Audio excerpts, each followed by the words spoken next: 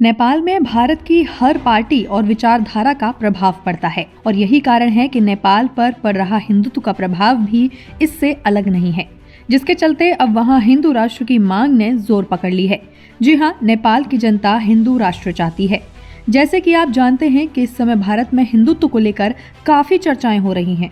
अपनी हिंदू सभ्यता को बचाने के लिए लोग आगे आ रहे हैं, अपने विचार खुल के सामने रख रहे हैं, जिसमें कहीं ना कहीं बीजेपी की भागीदारी मानी जाती है कि बीजेपी के आने के बाद से ही भारत देश में हिंदुत्व को लेकर चर्चा बढ़ी है और हिंदू अपने धर्म को लेकर जागरूक होने लगे हैं और भारत में भी आए दिन हिंदू राष्ट्र को लेकर बहस चलती ही रहती है। आपकी जानकारी के लिए बता दें कि नेपाल 1962 के संविधान के तहत हिंदू राष्ट्र बना था और इसे बनाने वाले किंग महेंद्र थे। साल 2008 तक नेपाल एक हिंदू राष्ट्र ही हुआ करता था, लेकिन सितंबर 2015 में नेपाल ने अपना नया संविधान लागू कर दिया, जिसमें ये घोषणा की गई थी कि नेपाल अब हिंदू राष्ट्र नहीं रहेगा, बल्कि भारत की तरह ही संवैधानिक रूप से एक सेक्युलर देश बन जाएगा। हालांकि 2006 में भाजपा के उस समय के अध्यक्ष रहे राजनाथ सिंह ने नेपाल को चेताया भी था कि उन्हें माओवादियों के दबाव में आकर हिंदू राष्ट्र की अपनी पहचान नहीं खोनी चाहिए, लेकिन नेपाल ने उनकी इन बातों को नजरअंदाज कर दिया और एक सेक्युलर देश बन गया। लेकिन अब करीब 19 सालों के बाद हिंदू राष्ट्र की मांग फिर से जोर पकड़ रही है और केवल जनता ही नहीं बल्कि नेपाली कांग्रेस की ओर से जारी बयान में कहा गया है कि सनातन हिंदू राष्ट्र नेपाल स्थापना अभियान उनका मुख्य एजेंडा है। इसके अलावा नेपाली कांग्रेस के कई प्रभावशाली नेताओं ने भी बार बार हिंदू राष्ट्र के प्रति अपना समर्थन और संघीय शासन प्रणाली के खिलाफ विरोध भी व्यक्त किया है। नेपाल में हुई 2021 की जनगणना की बात करें तो यहाँ हिंदू धर्म की संख्या सबसे ज्यादा यानी कि 81.19% थी। वहीं दूसरे नंबर पर बौद्ध धर्म जो कि 8.2% और कुल आबादी का 5.9% इस्लाम धर्म के लोग थे। हालांकि इस रिपोर्ट से ये भी सामने आया था कि पिछले दशक में हिंदुओं और बौद्धों की जनसंख्या में मामूली कमी आई है, जबकि मुसलमानों, ईसाइयों और किरात की आबादी बढ़ गई है, जिसके पीछे नेपाल को सेक्युलर देश बनाना एक बड़ा रीजन भी हो सकता है। नेपाल में आरएसएस तो हमेशा से ही हिंदू राष्ट्र बनाने के फेवर में ही रहा है। उसका एजेंडा और विजन हमेशा से एक ही रहा है, देश में हिंदू संस्कृति को फैलाना और एक दिन नेपाल को फिर से हिंदू राष्ट्र बनाना।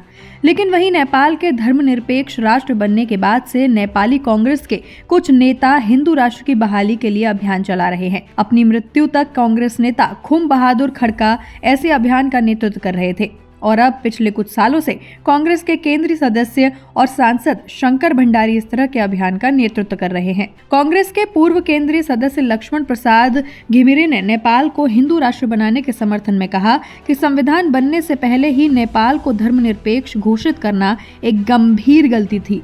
उस समय न सिर्फ गलती हुई बल्कि कोई चर्चा भी नहीं हुई। उनका दावा है कि उन्होंने संविधान सभा में बार बार कहा था कि धर्मनिरपेक्षता और संघीय शासन प्रणाली पर रेफरेंडम होना चाहिए, लेकिन ऐसा नहीं हुआ और इसीलिए उनका मानना है कि कांग्रेस को नेपाल की मेजॉरिटी जनता की भावनाओं की कद्र करते हुए हिंदू राष्ट्र के अभियान को आगे बढ़ाना चाहिए।